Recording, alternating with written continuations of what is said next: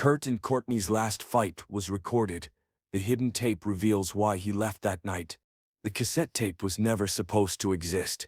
But when Courtney Love's assistant accidentally left a recorder running in the Seattle mansion on March 28, it captured 73 minutes of the most explosive fight between Kurt Cobain and Courtney Love. A fight that would end with Kurt walking out the door and checking into the rehab facility he would escape from just 48 hours later. What makes this recording so devastating isn't just the screaming, the accusations, or the sound of breaking glass. It's the moment at minute 41, when Kurt says something so unexpected, so heartbreaking about their daughter Frances, that Courtney stops yelling mid-sentence and starts sobbing uncontrollably.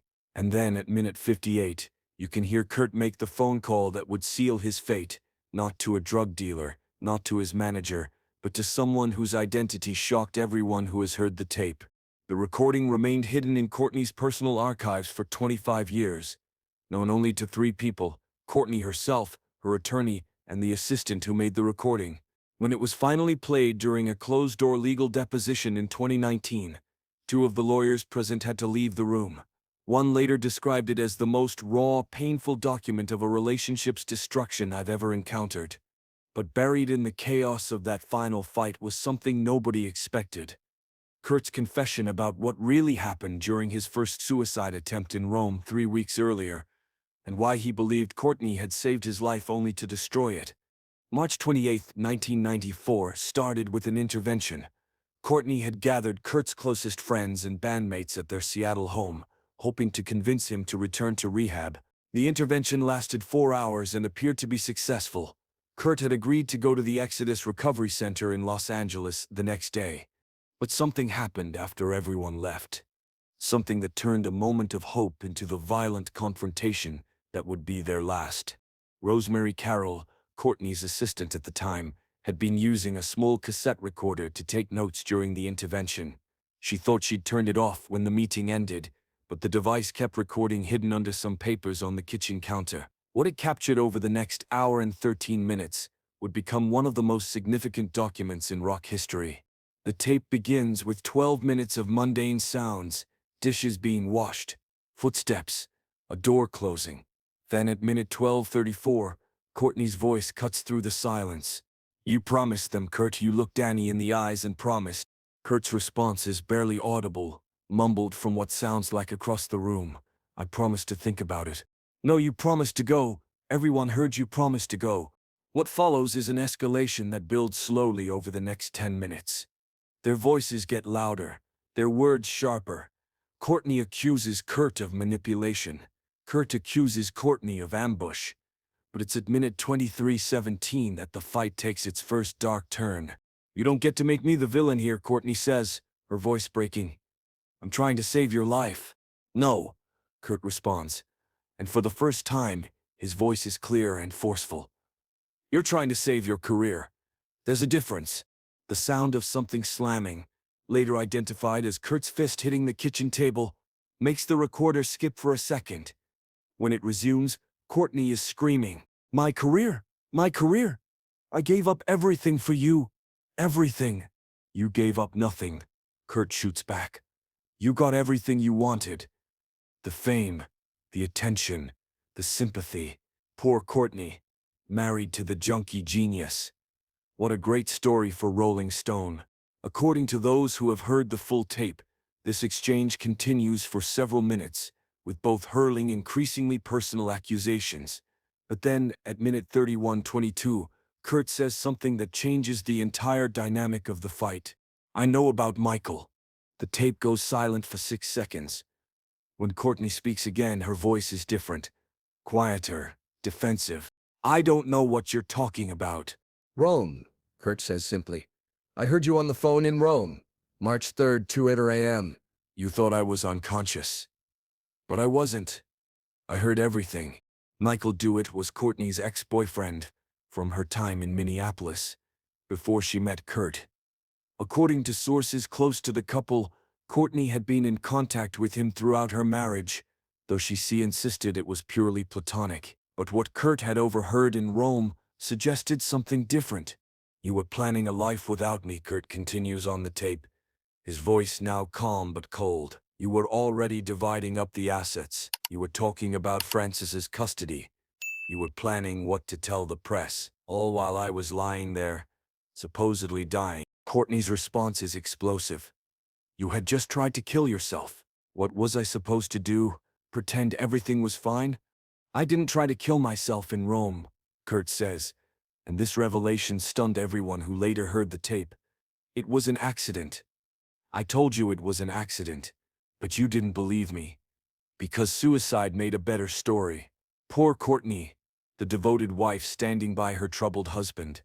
The tape reveals that the Rome incident, widely reported as Kurt's first suicide attempt, was actually an accidental overdose that Courtney had possibly exaggerated or misrepresented to the media. This accusation triggered the most violent part of their confrontation. The sound of breaking glass at minute 37:45 is followed by Courtney screaming, "You're rewriting history. You wrote the note. You wrote the fucking suicide note." I wrote a note, Kurt admits. But it wasn't a suicide note. It was... He pauses, and when he continues, his voice is barely a whisper. It was about Francis. This is the moment that would later be identified as the emotional breaking point of the fight. At minute 41:13, Kurt reveals what the Rome note really said. I wrote that if anything happened to me, I wanted Francis to be raised by my mother, not you. That's what the note said. That's why you destroyed it. The sound on the tape suggests Courtney collapsed or sat down heavily. Her sobbing is audible for the next 2 minutes, while Kurt continues talking, his voice growing stronger. You're not a bad person, Court, but you're not a mother. You're a performer. Everything is a performance with you. Even loving Francis is a performance, and I can't let her grow up thinking that's what love is. Courtney's response, through tears, is devastating. I love her more than you could possibly understand. No, Kurt says quietly. You love the idea of her. You love what she represents. But you don't know how to love her as she is. You don't know how to love anyone as they are. You only know how to love people as supporting characters in your story. The tape reveals that this accusation led to Courtney making her own confession about Kurt's drug use and how it had affected their daughter. You want to talk about performance? Courtney says, her voice now hard with anger. Let's talk about you nodding off while holding her. Let's talk about you being so high you forgot to pick her up from daycare. Let's talk about the time she found your needles and you told her they were daddy's medicine. Kurt's response is immediate and fierce. I'm getting clean. That's what this intervention was about. I'm trying to get clean. No, you're not, Courtney says. You're going to rehab because we forced you. And the moment you get out, you'll use again. Because that's what you do, Kurt. You promise, and you lie, and you use. At minute 48:32, the fight takes an unexpected turn when Kurt makes a startling accusation. You don't want me to get clean, he says. You need me to be the mess.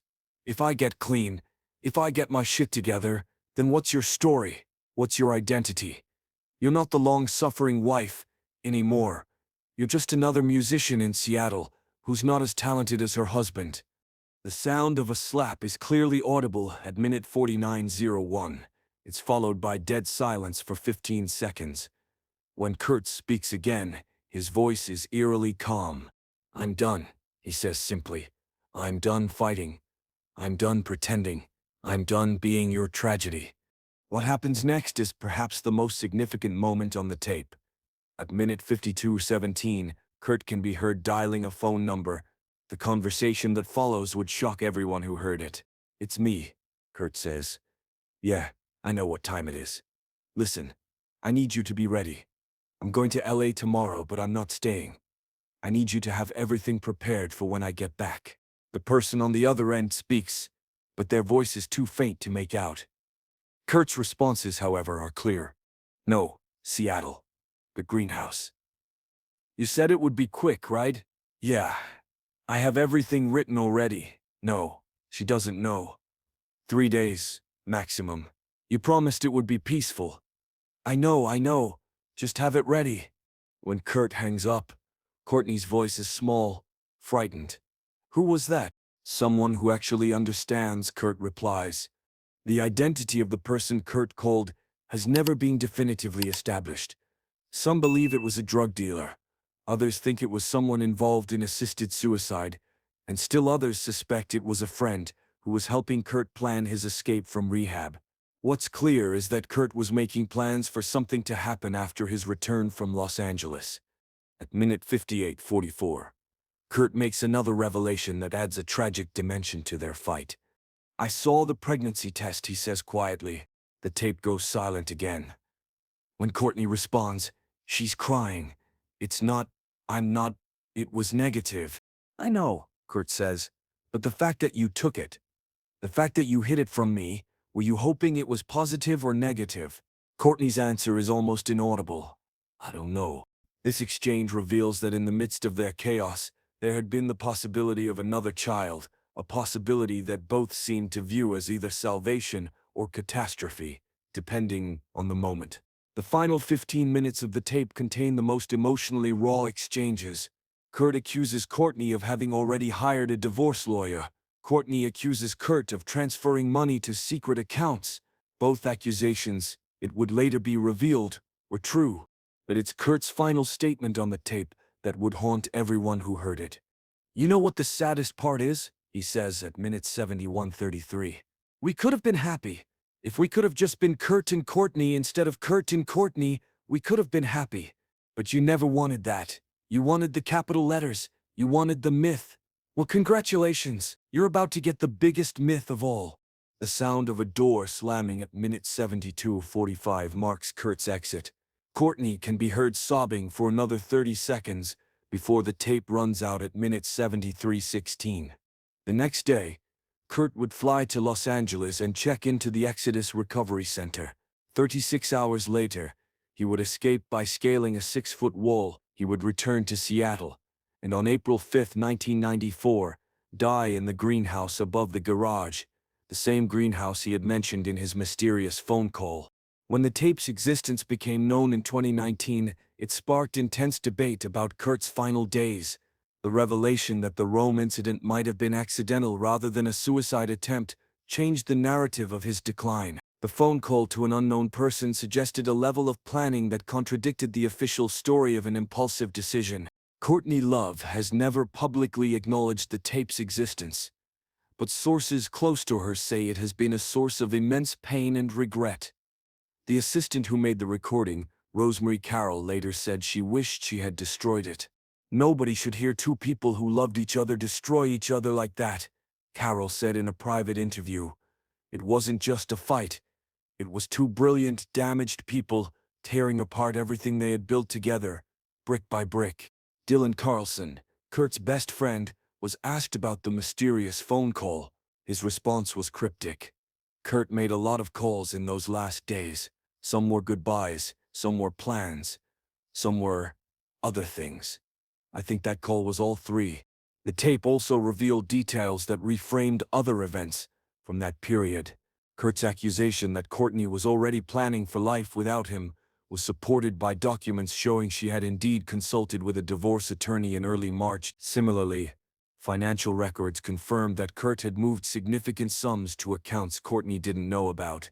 But perhaps most significantly, the tape revealed the depth of Kurt's pain regarding his role as a father. His fear that Francis would grow up in a world of performance and artifice seemed to be his breaking point.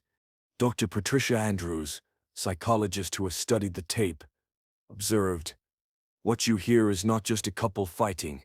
It's two people who have become trapped in roles they can no longer escape. It couldn't be just a father and husband. He had to be the tortured genius. Courtney couldn't be just a mother and wife. She had to be the punk rock feminist icon." The tragedy is that they both seemed to know this, but couldn't find a way out. The reference to Michael and Courtney's contact with her ex-boyfriend added another layer of complexity to their relationship's final days. Friends later confirmed that Courtney had indeed been in touch with Michael Dewitt, though they insisted it was for emotional support rather than anything romantic. The tape's most chilling aspect is how it foreshadows Kurt's death. His statement about Courtney getting the biggest myth of all seems to predict how his death would transform him into a cultural icon larger than he ever was in life. Music journalist David Fricke, who was one of the few journalists allowed to hear excerpts of the tape, wrote, It's the sound of two people who loved each other to destruction. Every word is a wound. Every silence is an accusation. It's beautiful and terrible and absolutely devastating. The legal deposition where the tape was played was part of ongoing disputes over Kurt's estate and legacy. Several participants reported that hearing Kurt and Courtney's actual voices, their raw emotions and mutual accusations, made it impossible to view their story as simply another rock and roll tragedy. It humanized them in a way that was almost unbearable, one lawyer present said. These weren't characters in a story, they were real people in real pain, destroying each other and themselves. The existence of the tape raises questions about how many other private moments from Kurt's final days might have been recorded or documented without his knowledge. It also adds weight to theories that his death was not as spontaneous as initially believed. The person Kurt called during the fight has never come forward, and investigators who reviewed the tape in 2019 said the audio quality made it impossible to identify the recipient of the call. The reference to the greenhouse and something being quick and peaceful remains one of the most troubling aspects of the recording. Courtney's assistant, Rosemary Carroll, who inadvertently made the recording, later suffered from severe depression, saying she felt responsible for preserving something that should have remained private. She died in 2021, taking any additional knowledge about the tape's contents with her. The tape's revelation that Kurt and Courtney had both been making plans to leave the marriage adds a tragic dimension to his death. Rather than a couple trying to save their relationship, the recording reveals two people who had already given up, but were going through the motions for the sake of appearances, and their daughter. Frances Bean Cobain, now 32, has never commented publicly on the tape's existence. However, those close to her say that learning about her father's concerns for her upbringing and his desire to protect her from the performance of celebrity has influenced her own decision to maintain a relatively private life. The March 28 tape remains sealed in legal archives, with only select portions having been heard by a small number of people. There are ongoing legal battles about whether it should ever be released publicly, with Courtney's lawyers arguing it would violate privacy rights, and Kurt's estate arguing it's an important historical document. What the tape ultimately reveals is that Kurt Cobain's final days were even more complex than previously understood. The fight with Courtney wasn't just about drugs or fame or money. It was about two people who had lost themselves in the machinery of celebrity and couldn't find their way back to each other. The recording ends with Courtney alone, sobbing in an empty house, not knowing that she would never see her husband alive again.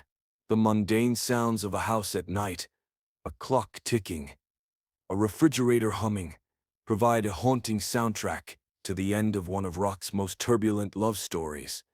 As one investigator who heard the tape observed, it's not just the words that haunt you, it's the silences. It's the moments when they both stop fighting, and you can hear them breathing. It's in the same space, but completely alone. That's the real tragedy. Not that they fought, but that they couldn't find their way back to each other. Today, the tape remains one of the most controversial pieces of evidence regarding Kurt Cobain's state of mind before his death. It confirms that he was planning something, that his relationship with Courtney was beyond repair, that his concerns for Frances were paramount in his thoughts. But it also reveals the deep love that still existed between Kurt and Courtney, even as they tore each other apart. Their fight wasn't born of indifference, but of passionate attachment turned toxic. They were two people who loved each other but couldn't live with what that love had become. The cassette tape that was never supposed to exist has become one of the most important documents in understanding Kurt Cobain's final days. It strips away the mythology and reveals the raw, painful humanity of a man struggling with fame, addiction, fatherhood, and a love that had become destructive. If this revelation about Kurt and Courtney's last fight moved you, make sure to subscribe and hit that thumbs up button. Share this video with someone who needs to understand the complex reality behind rock's most famous tragedy. Have you ever discovered a recording that changed everything you thought you knew? Let us know in the comments. And don't forget to ring that notification bell for more untold stories about music's most private moments.